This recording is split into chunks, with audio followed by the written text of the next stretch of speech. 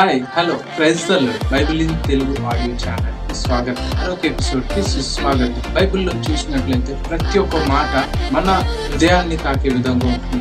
So దయచేసి ఇలాంటి వాక్యాల కోసం మీరు దయచేసి మా ఛానల్ ని సబ్స్క్రైబ్ చేయండి, షేర్ చేయండి, లైక్ చేయండి.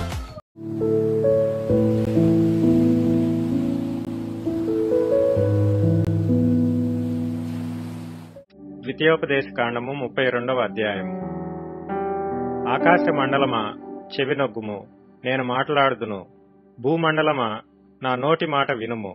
నా ఉపదేశము వానవలే కురియును, నా వాక్యము మంచు వలెను, లేత గడ్డి మీద పడు చినుకుల వలెను, పచ్చిక మీద కురియు వర్షము వలెను ఉండును. నేను యెహోవా నామమును ప్రకటించెదను. మన దేవుని మహాత్మ్యమును కొనియాడుడి. ఆయన ఆశ్రయదుర్గముగానున్నాడు. ఆయన కార్యము సంపూర్ణము, ఆయన చర్యలన్నీయు న్యాయములు. ఆయన నిర్దోషి అయి నమ్ముకొనదగిన దేవుడు. ఆయన నీతిపరుడు, యథార్థవంతుడు. వారు తమ్ము చెరుపుకొనిరి, ఆయన పుత్రులు కారు. వారు కళంకులు, మూర్ఖత గల వక్రవంశము. బుద్ధిలేని అవివేక జనమా, ఇట్లు యెహోవాకు ప్రతీకారము చేయుదురా? ఆయన నిన్ను సృష్టించిన తండ్రి కాడా? ఆయనే నిన్ను పుట్టించి స్థాపించెను. పూర్వదినములను జ్ఞాపకము చేసుకొనుము, తరతరముల సంవత్సరములను తలంచుకొనుము. నీ తండ్రిని అడుగుము, అతడు నీకు తెలుపును. నీ పెద్దలను అడుగుము, వారు నీతో చెప్పుదురు. మహోన్నతుడు జనములకు వారి స్వాస్థ్యములను విభాగించినప్పుడు, నరజాతులను ప్రత్యేకించినప్పుడు, ఇశ్రాయేలీల లెక్కను బట్టి ప్రజలకు సరిహద్దులను నియమించెను. యెహోవా వంతు ఆయన జనమే, ఆయన స్వాస్థ్య భాగము యాకోబే. అరణ్య ప్రదేశములోను, భీకర ధ్వనిగల పాడైన ఎడారిలోను వాని కనుగొని ఆవరించి పరామర్శించి తన కనుపాపను వలె వాని కాపాడెను.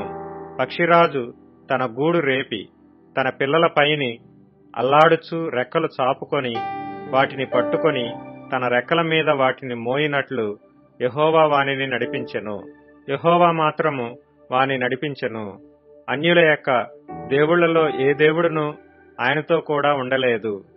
భూమి యొక్క ఉన్నత స్థలముల మీద వాని నెక్కించెను. పొలముల పంట వానికి తినిపించెను. కొండ బండ నుండి తేనెను, చెక్కుముకి రాతి బండ నుండి నూనెను అతనికి జుర్రించెను.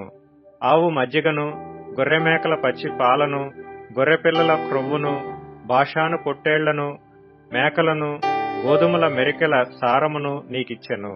నీవు త్రాగిన మద్యము ద్రాక్షల రసము. యెషూరూను క్రొవ్వినవాడై కాలు జాడించెను. నీవు క్రొవ్వి బలిసి మందుడవైతివి. వాడు తన్ను పుట్టించిన దేవుని విడిచెను, తన రక్షణ శైలమును తృణీకరించెను. వారు అన్యుల దేవతల చేత ఆయనకు రోషము పుట్టించిరి, హేయ కృత్యముల చేత ఆయనను కోపింపచేసిరి.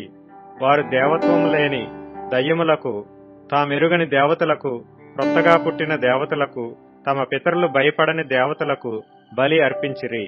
నిన్ను పుట్టించిన ఆశ్రయదుర్గమును విసర్జించితివి. నిన్ను కనిన దేవుని మరచితివి. యెహోవా దానిని చూచెను. తన కుమారుల మీదను కుమార్తెల మీదను క్రోధపడెను, వారిని అసహ్యించుకొనెను. ఆయన ఇట్లనుకొనెను, నేను వారికి విముఖుడనై వారి కడపటి స్థితి ఏమగునో చూచెదను.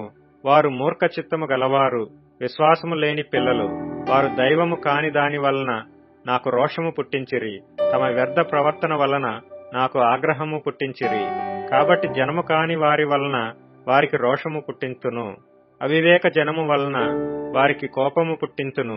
నా కోపాగ్ని రగులు కొనును, పాతాళాగాధము వరకు అది దహించును. అది భూమిని దాని పంటను కాల్చును, పర్వతముల పునాదులను రవలబెట్టును. వారికి ఆపదలను విస్తరింపజేసెదను, వారి మీద నా బాణములన్నిటినీ వేసెదను. వారు కరువ చేత క్షీణించుదురు, మంట చేతను క్రూరమైన హత్య చేతను హరించిపోవుదురు. బురదలో ప్రాకు పాముల విషమును, మృగముల కోరలను వారి మీదికి రప్పించెదను.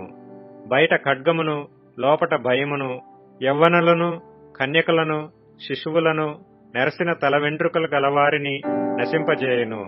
వారిని దూరమునకు చెదరగొట్టెదను, వారి పేరు మనుష్యులలో లేకుండా చేసేదననుకొందును. వారి విరోధులు నిజము గ్రహింపకుందురేమో, ఇదంతయు యెహోవా చేసినది కాదు, మా బలము చేత వారిని గెలిచితిమి అని వారనుకుందురేమో. విరోధి గర్వమునకు భయపడి చెదరగొట్టలేదు.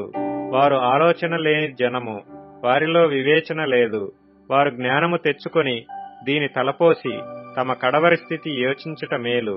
తమ ఆశ్రయదుర్గము వారిని అమ్మివేయని ఎడల, యెహోవా వారిని అప్పగింపని ఎడల, ఒకడు ఎట్లు 1000 మందిని తరుమును, 2 ఎట్లు 10,000 మందిని పారదోలుదురు. వారి ఆశ్రయదుర్గము మన ఆశ్రయదుర్గము వంటిది కాదు. ఇందుకు మన శత్రువులే తీర్పరులు.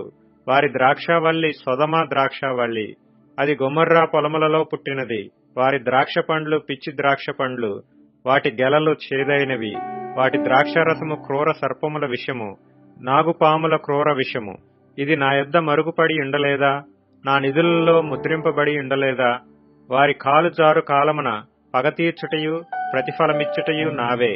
వారి ఆపద్దినము సమీపించును, వారి గతి త్వరగా వచ్చును. వారికి ఆధారము లేకపోవును, నిర్బంధింపబడిన వాడును స్వతంత్రుడును లేకపోవును.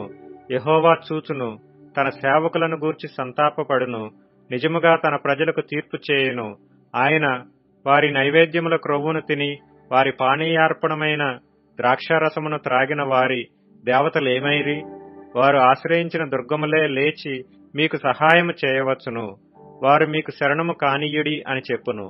ఇదిగో నేనే దేవుడును, నేను తప్ప వేరొక దేవుడు లేడు. మృతి నొందించువాడను బ్రతికించువాడను నేనే, గాయపరచువాడను స్వస్థపరచువాడను నేనే. నా చేతిలో నుండి విడిపించువాడెవడనూ లేడు. నేను తళతళలాడు నా ఖడ్గము నూరి నా చేత న్యాయమును పట్టుకొనిన ఎడల నా శత్రువులకు ప్రతీకారము కలుగజేసెదను. నన్ను ద్వేషించు వారికి ప్రతిఫలమిచ్చెదను. రక్తము చేత నా బాణములను మత్తిల్ల చేసెదను. చంపబడిన వారి రక్తమును, చెరపట్టబడిన వారి రక్తమును, శత్రువులలో వీరుల తలలను నా ఖడ్గము భక్షించును. నేను ఆకాశము తట్టు నా హస్తమెత్తి నా శాశ్వత జీవము తోడని ప్రమాణము చేయుచున్నాను. జనములారా, ఆయన ప్రజలతో కూడా ఆనందించుడి. హతులైన తన సేవకులను బట్టి ఆయన ప్రతిదండన చేయును. తన విరోధులకు ప్రతీకారము చేయును. తన దేశము నిమిత్తమును తన ప్రజల నిమిత్తమును ప్రాయశ్చిత్తము చేయును. మోషేయు నూను కుమారుడైన యెహోషువయు ఈ కీర్తన మాటలన్నీయు ప్రజలకు వినిపించిరి.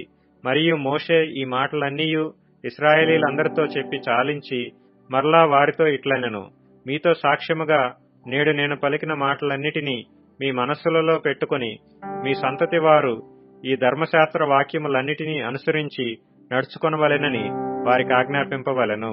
ఇది మీకు నిరర్ధకమైన మాట కాదు, ఇది మీకు జీవమే. మరియు మీరు స్వాధీనపరుచుకొనుటకు యొర్దానును దాటబోవుచున్న దేశములో దీనిని బట్టి మీరు దీర్ఘాయుష్మంతులగుదురు.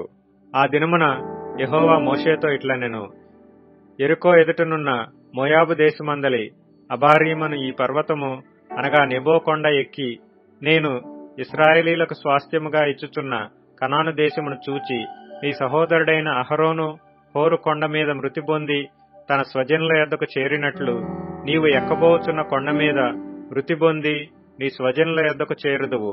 ఏలయనగా మీరు సీను అరణ్యములో కాదేషు మెరీబా నీళ్ల యొద్ద ఇశ్రాయేలీల మధ్యను నన్ను పరిశుద్ధపరచక ఇశ్రాయేలీల మధ్యను నా మీద తిరుగుబాటు చేసితిరి. ఎదురుగా ఆ దేశమును చూచెదవు కాని నేను ఇశ్రాయేలీలకిచ్చుచున్న ఆ దేశమున నీవు ప్రవేశింపవు.